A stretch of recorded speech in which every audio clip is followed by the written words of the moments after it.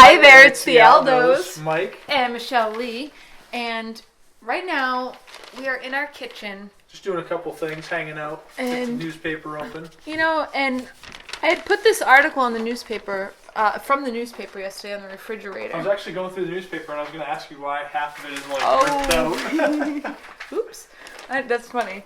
So, and it's because I left it probably open right there because I actually literally just tore it off and put it on the refrigerator, super excited about what I had just read. You sounded pretty passionate. That's why we decided to do this little voice recording. So anyhow, I am going to get into it, but first I'm going to, this is our first time doing an audio kind of recording, what we call a podcast. So if you like it, let us know. But yeah, so the article I tore off, I put it on the refrigerator because I was like, you know what? I want to copy this. And I want to send it to people. Believe it or not, I really do want to send it to people because I'm super excited about the information in it that I was just sharing with Mike. And it's a personal one for me, but it's also a personal win on all around because of the things that are coming up on the subject. And the subject is the new opioid laws for Massachusetts. See, I don't know what your opioid laws are in your state.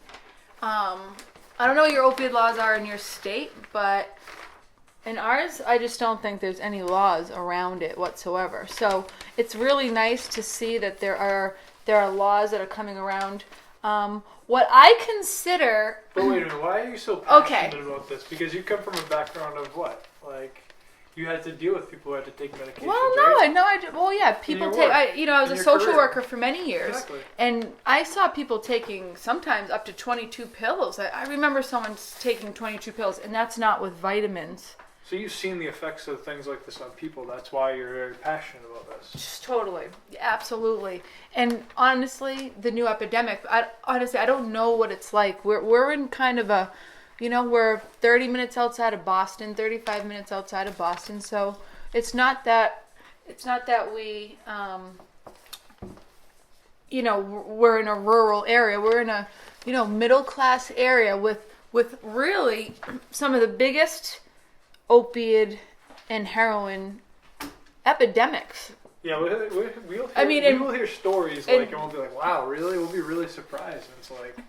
And truth of the matter is, I'm not really one to get into the news. So the fact that I even opened this newspaper is, is really not something I normally do. It's a town newspaper that we got it from. The Blackstone Valley Express. It's called the Blackstone Valley Express. And the truth is, I opened up the newspaper because sometimes I just throw it right into recycling, and I like to give it a little more respect before. That's why I did it today. That's why I like to give it a little more respect than just throwing it in the trash. So, or we'll recycle it and burn it. But yeah. So I'm like, you know what? I'm just gonna look at some advertisements, read some headlines, and just look for some ideas for our own kind of what we do in our business. Look for titles, things that catch your attention. And I'm telling you, I just was flipping for that reason and that reason alone, and came across this article that, like I said, I was just in the kitchen getting really, really, really, really excited, and Mike likes to call very passionate about, but he pointed out to me about these new opioid laws from Massachusetts. And like I said... Did you go over the laws? No, because I'm still talking about how passionate I am about opiates. And honestly, like you said, and you brought it up, and being a social worker, seeing the effects of that, but also just losing people to heroin overdoses. I lost my first friend at 23. That's true. You did. It's okay. Take a breath. Focus on what you're so passionate about. Because of this new law... People aren't going to have to go through such traumatic experiences, But yeah. It's going to help the greater good of the world. It's a beautiful thing. It's beautiful, beautiful experience. Totally. So yeah, I do get passionate about it. I do. Because the reason I'm passionate about it is because when I was in college, you learn something. College is great. I love that I went to college. I'm not for... I'm not really typically for the general education that takes place this day and age. And, And, I didn't come here to talk about education, but so I don't want to digress on that. But anyhow, in college, one of my favorite things that I did learn is just how, how really pharmaceutical companies, and I get really excited about it because they do things in ways, they advertise in ways, they work in ways, especially with opiates. If you don't know truly what an opiate is another form of heroin in pills. So very easy to get addicted and moved around, obviously. Yeah, but they call it harm reduction. But then people take them to make them... Well, it's harm reduction. It's kind of like people do methadone because truly, see, if you really understand, the truth is about heroin, it is so crippling. Because once you do it, once you're addicted, you actually destroy parts of your body. Destroy parts of your body that actually move your general happy cells, so your serotonin and your dopamine. And truly, I really digress going off in this direction, but passion starts here, though, truly. That if you understand how the body works and what an opiate, what heroin does to the body, it will kill neurotransmitters. So it kills neurotransmitters as they're feeling good, boosting up serotonin and dopamine levels. And then, whatever good feeling comes from heroin, which I have no personal experience with this myself. I just see the results of what others have gone through. The results of what others go through. Seen it in the worst hand where you actually watch so an opiate is a pill form of heroin. So I'm going to go back to the root of heroin. Mm-hmm. Heroin kills your neurotransmitters. So that no matter what, for any heroin user that is, babe, you sometimes you want me to be quiet, but I'm going to just say I'm not going to be quiet. I'm just saying for the audio. I know, I don't care about it. Honestly, I don't care about being quiet. I can't be passionate if I have to be quiet. No. Sorry. You're right. Cues don't do me any good. Sorry, my bad. So heroin you were talking about? Yeah, no, just that it kills the neurotransmitters in your body, so that when a heroin user generally wants to come off heroin, and I'm not saying that everyone can't come, I'm just saying for the people who are really diehard into it. Typical, right? Well, I don't know.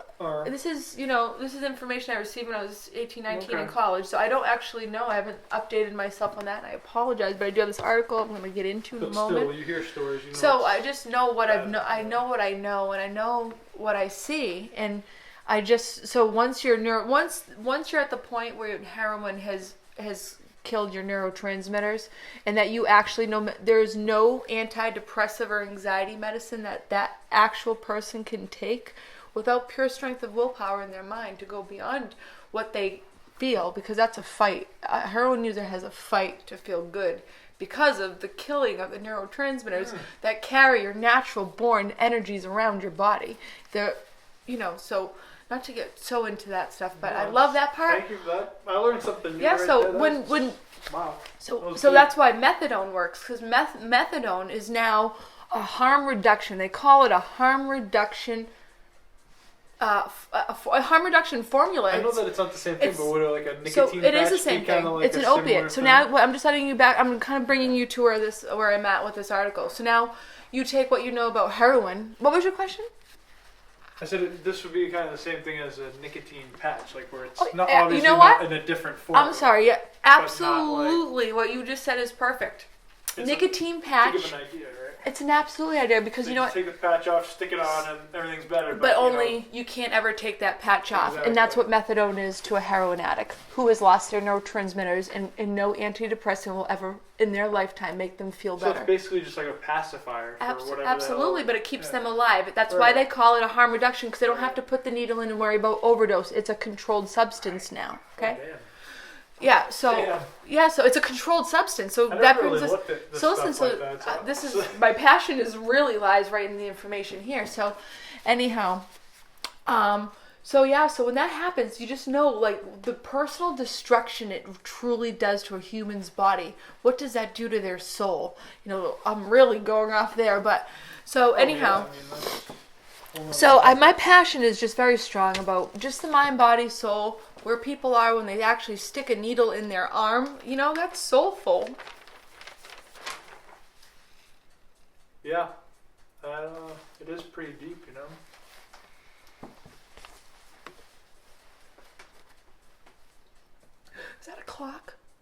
notes of music. Oh, I'm like, when did we get a clock timer? Oh, funny. Listen to that. Oh, stop.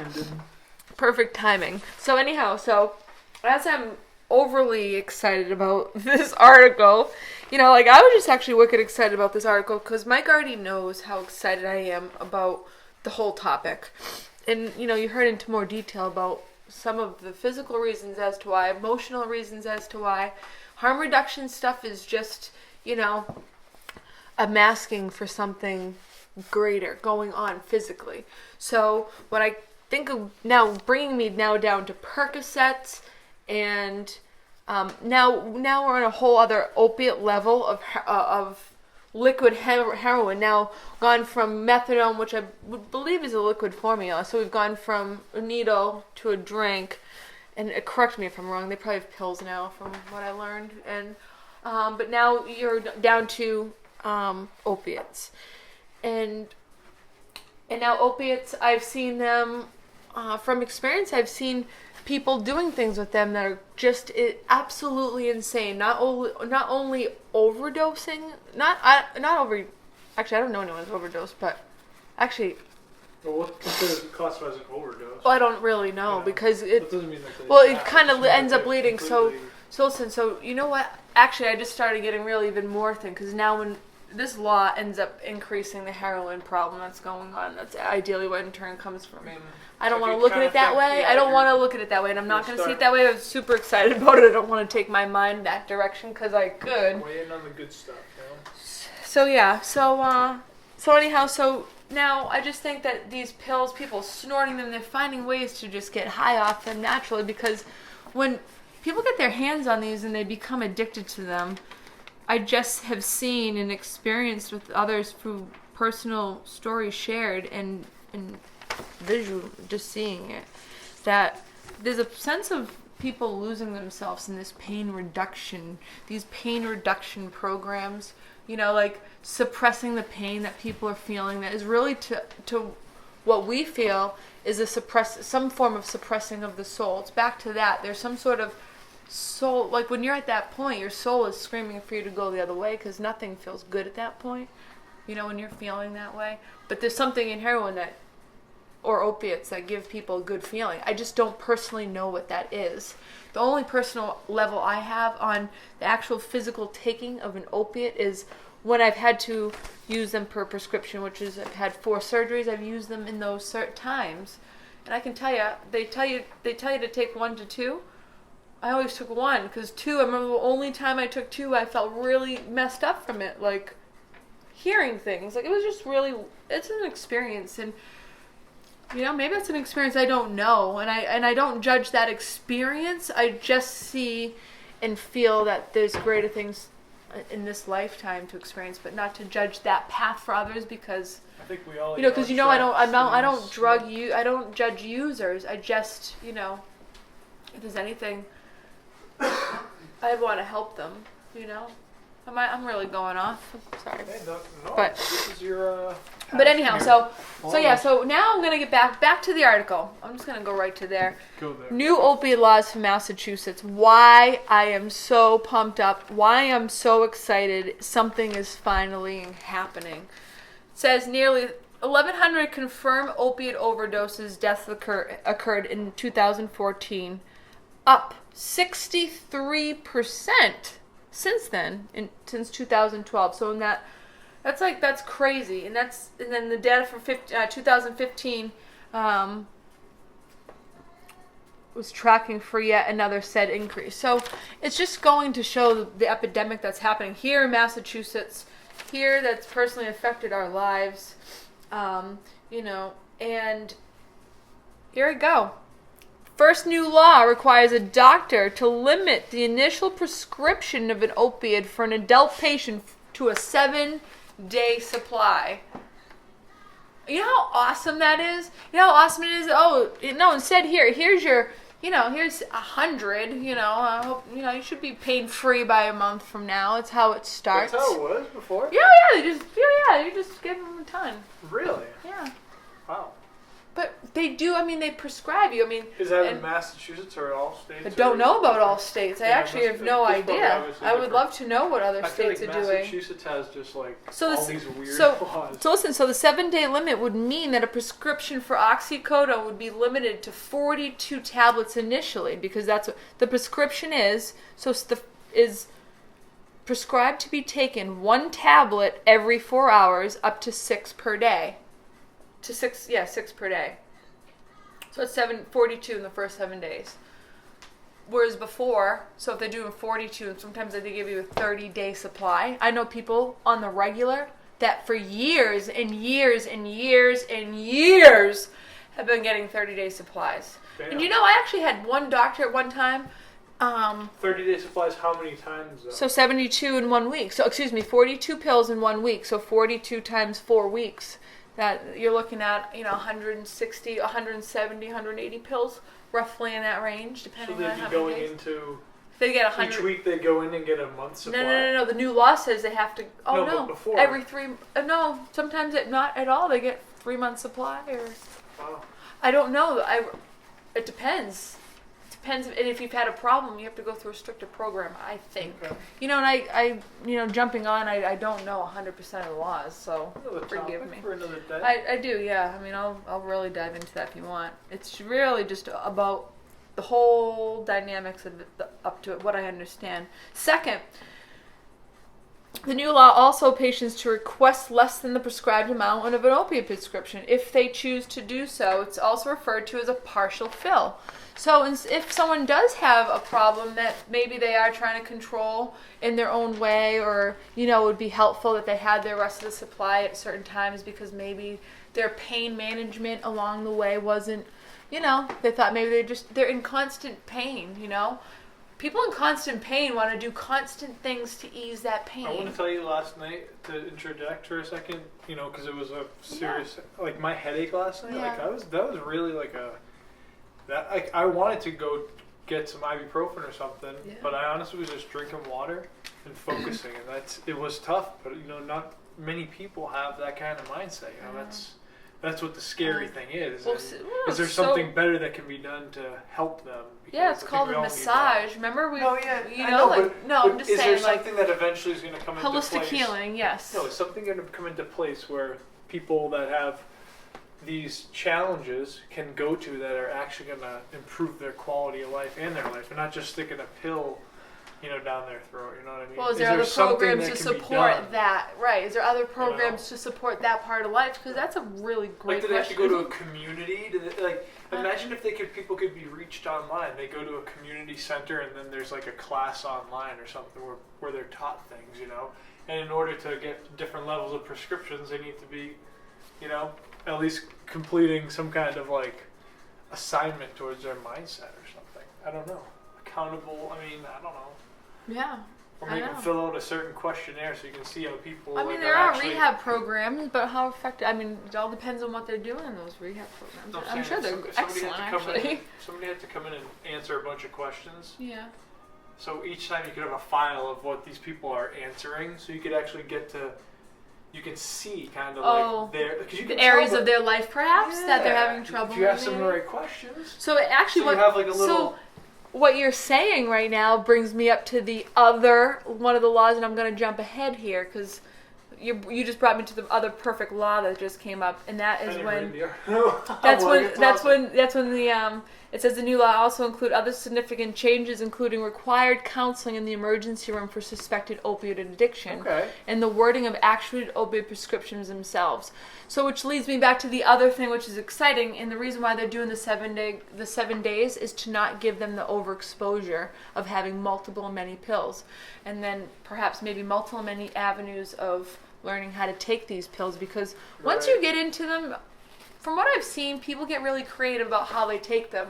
Yeah. So it goes from like one understanding of this does something to geez, if I snort this or whatever, who knows, or cocktail it with or if I recreationally, and I've never had that.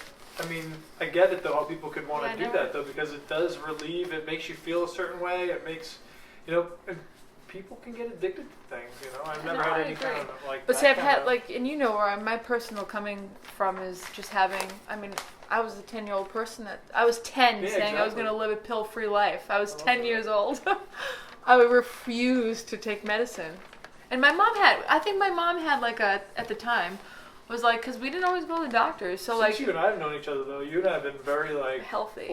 but straight on about what we put in for Oh. dealing with Oh, pain. yeah. Like last night, all I had was water. I wouldn't even offer you Advil, That's it. and if someone Yeah. else had a headache, I wouldn't even offer them Advil. Yeah. I'd just say, and actually someone told me today that a friend of ours said they were feeling sick. I'm like, whatever you do, don't take any medicine. Sweat out Yeah. whatever thing you're going through. I love that because I never thought about that a lot It's a before, but spiritual- now anytime I have yeah. some kind of pain, I think about what does my body need? What does it tell me? And that's what I love Yeah. how you said that to David Yeah. earlier, And how it happens and how we see it when that happens. So your headache last night was releasing. yeah, You know. absolutely. But it's just like I said, I'm super excited about all of this stuff because it's I didn't even tell you my favorite part. The part I'm super passionate about because this has been to me the most what I think is the most. Okay, we're talking since 2012. That's 4 years ago. This epidemic, in 1 year, went up they didn't. Now they're coming up with the solution. 4 years later, they're Wow. coming up with the They gotta do solution. something, right? And who knows? It takes. Oh, time. 4 years later, when the pharmaceutical Listen, but it still companies, takes which I time would for- really go off on right now Think about it. about Think about- them holding back on the solution for monetary reasons of filling But- prescriptions and making money on You the gotta look at it regular. at another point of left view as and well. right. It's not like it's a flip of a switch to get these things done. You don't know. I don't if believe people are that, but- fighting.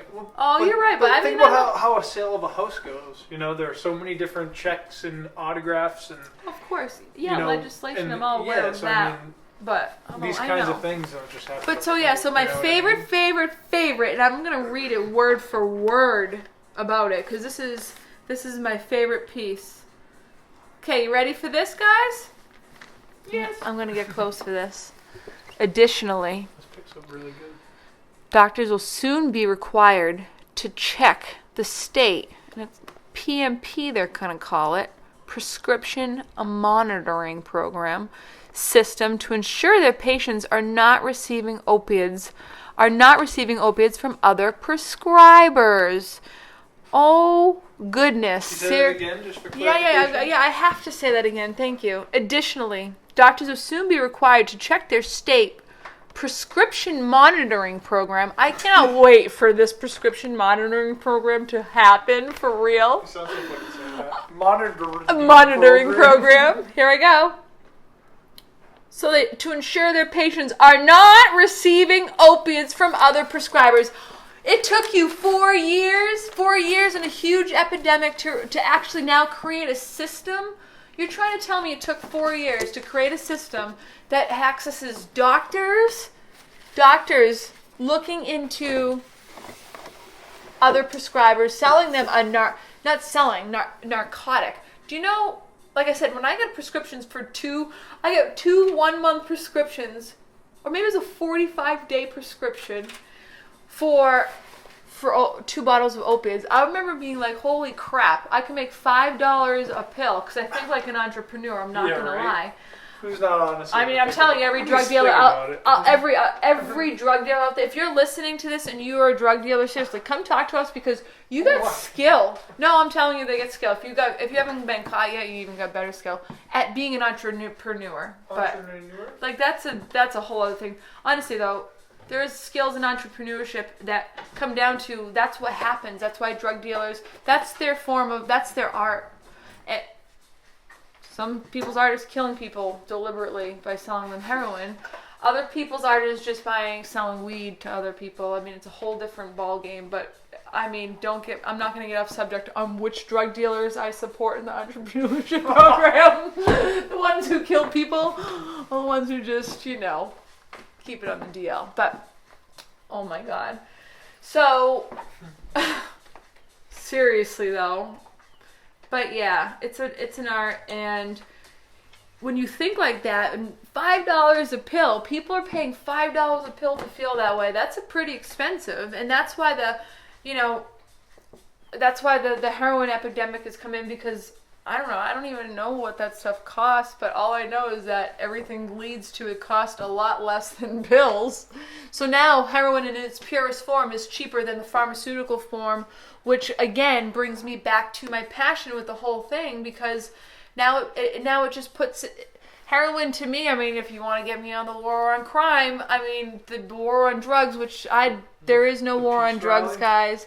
Yep, peace rally. That's what I'm saying. I'm not going to get onto the war on drugs, but quick little thing. Again, I learned this in college. There's some college professors that were pretty amazing. And this particular one said, listen, guys, there's no war on drugs. It's literally other countries owing United States money when they borrowed it from us, when they borrowed money from us.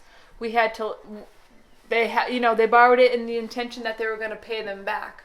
But when you're lending, money to millions and millions of dollars to poor, third world countries like Colombia, aka Colombia, keeping them where they're at. So listen, when you're lending them money, what happens? The war on drug doesn't happen because we're not doing enough. That's not the case whatsoever. What's happening is that other countries need to pay us back. So how do we allow it? Especially we allowed Colombia to legally, through the cartel and all that other kind of, that's all private, private support of in these drugs and keeping them protected. I gotta jump in. Tony Robbins quote: "The United States is 8% of the world, but contains, I think, over 90% of its cocaine." Yeah. So of course. So really, that's amazing. So this goes back to that. Right into that so one. that's beautiful. You had to. That's great. Thank you, Tony Robbins. You know what's up.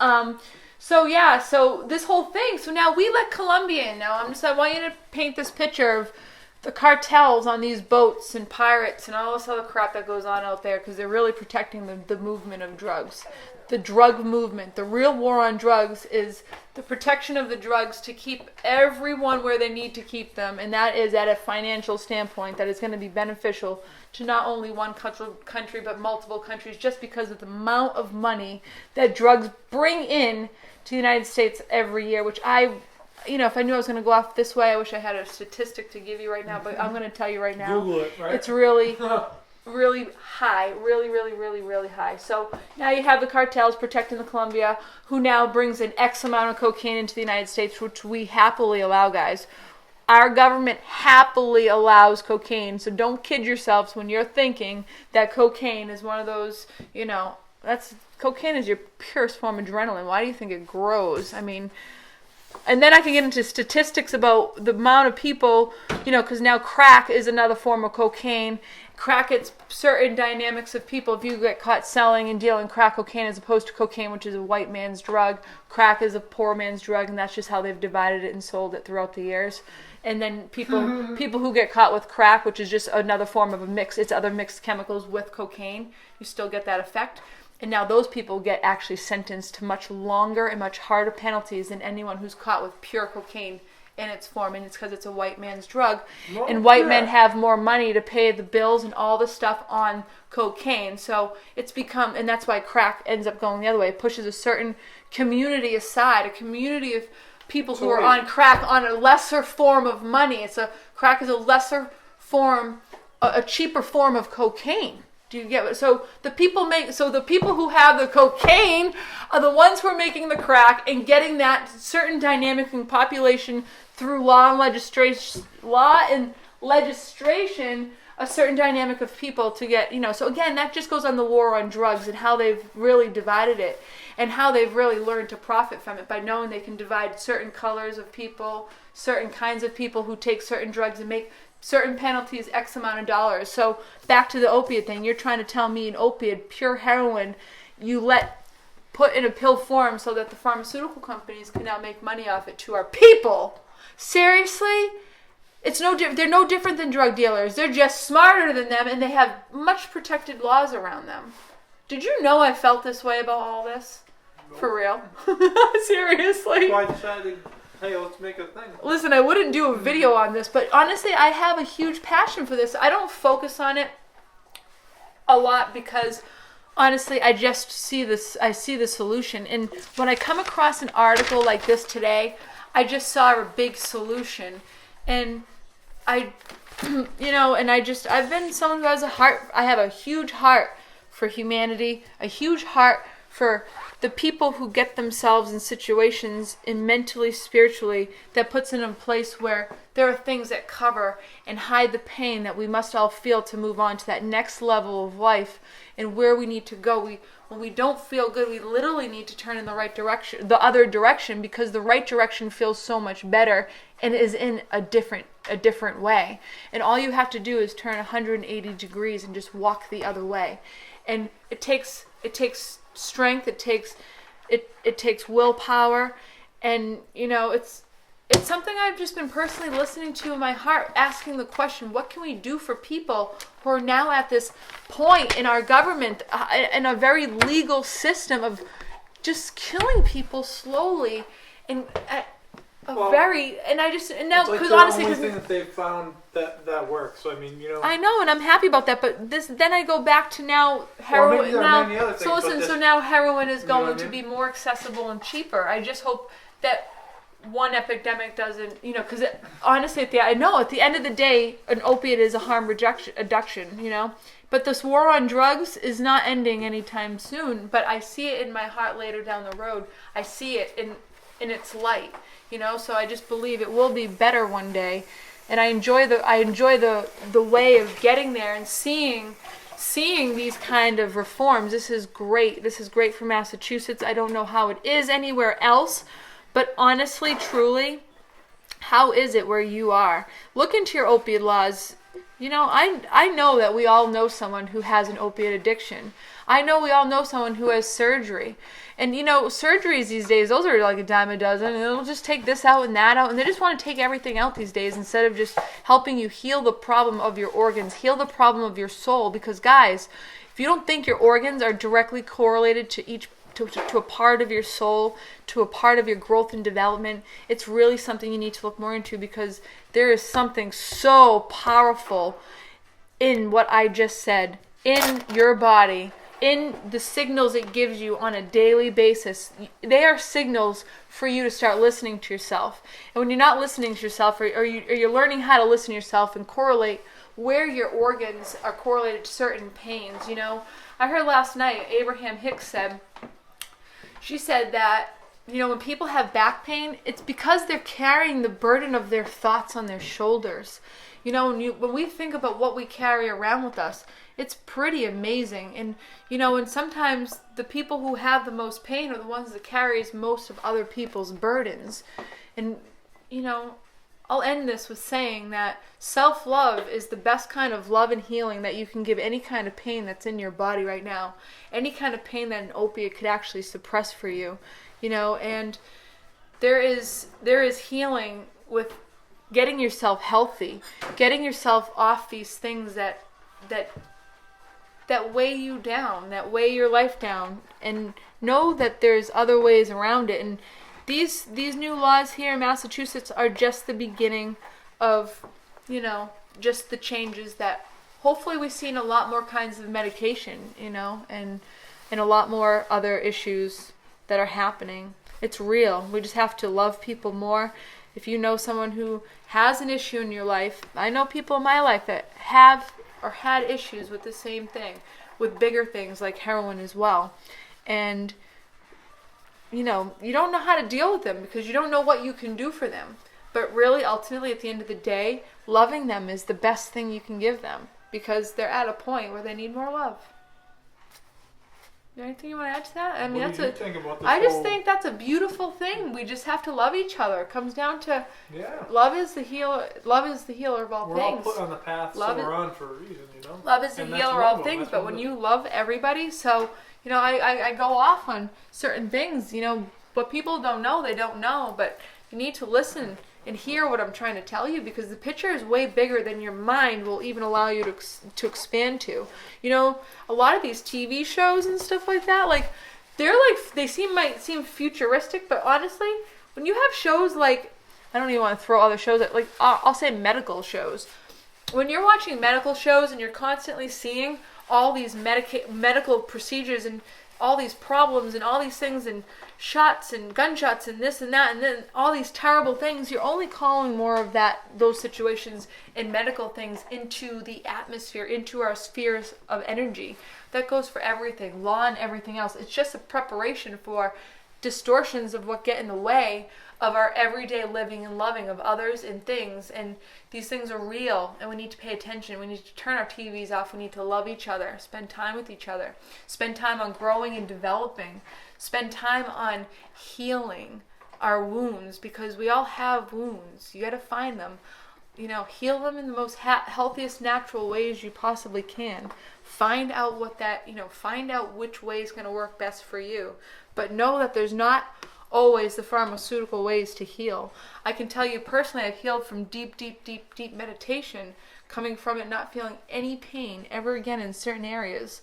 I know that there is powers within us, and maybe you're one of the people who actually, if you're listening right now, you actually are way more aware of that particular power, because there is some serious powers within, and healing them and looking for ways is just the beginning. So I think I'm pretty good on this one, babe. I think I've just, I've ranted enough about this passion, and I just, like I said, I can only just send love. I can only encourage you and everyone else to just, and myself, to just love more and just keep loving more. It's more of a powerful thing to love more people, especially the people who have fallen under the kind of the war on drugs, if you ask me. If they've fallen in that, because back, I don't even know if I finished that story, but when you let drugs in, that's when the money's made. That's when you form things like police. That's when you form things like,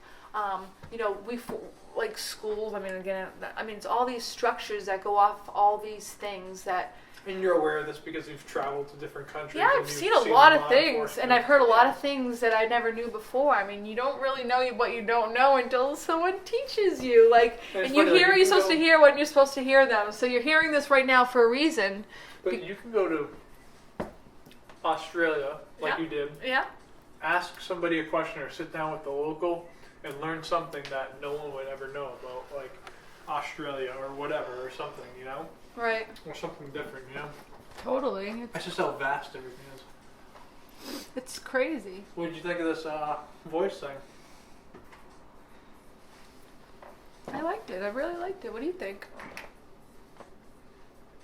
Well, honestly, I really just feel really passionate about this. And did you want to close it by saying anything? Yeah, thanks for listening. And if you enjoyed it, I don't know what we'd do with this. I don't even... Go on a blog. Go right in a blog, just someone's going to listen to that? Upload to YouTube, go on a blog. Alright, well, if you listened to this and you liked it... No, thank you for listening. Oh, thank you for listening. Oh, are you editing this? Yeah, I will. Oh, thank you for listening. And what else? We look forward to doing more of these audio casts. Thank you for listening, and we look forward to doing more audio casts in the future. Yeah, no. So, thanks for listening, guys. If you enjoyed... No. Thanks for listening, guys. And, this being our first time, would love to know what you thought. But this is something that we're looking to do more of in the near future. Once we get on our path to, we've got a lot of stuff going on right now. But, this is the start of taking action. And trying something new today. Because that's what we do in our business every day. We put out content like crazy, and we just want to hit every note that we can. Honestly, and this is just the beginning of... what feels super awesome, super comfortable. I know Mike didn't do a ton of talking today, but usually when we get talking and what we plan on doing is more of, more communication between us. This just so happened to be about my feelings on opioids, but, there's so many great things that we love to personally talk about on a regular basis that we want to bring to other people, because it's just some of the stuff that we develop and grow from what we learn daily, and then what we implement not only in our content that we create, but what we develop into with personally when we get to put together everything we've learned. And when we get our minds together and Mike and I come together. It's cool, 'cause you can make something like this audio in your kitchen. We're hanging out, we got inspired, turned on an audio recorder, you can use your phone, right? Simple. And then upload it to YouTube and embed it on your blog. If you have no clue what we're talking about, click around our page, because getting your life moving and doing something awesome is as simple as you sharing your thoughts and your opinions and who you are with the world. And that's what we're doing. So if you resonate, comment below, click, share, enjoy the content. We'll see you. We'll see you in the next hear you on the next one. Yeah. We'll hear you on the next Yeah, one. that's awesome. I loved it. This was great. Thanks for being here. Yeah, high five. I love you, babe. I love you.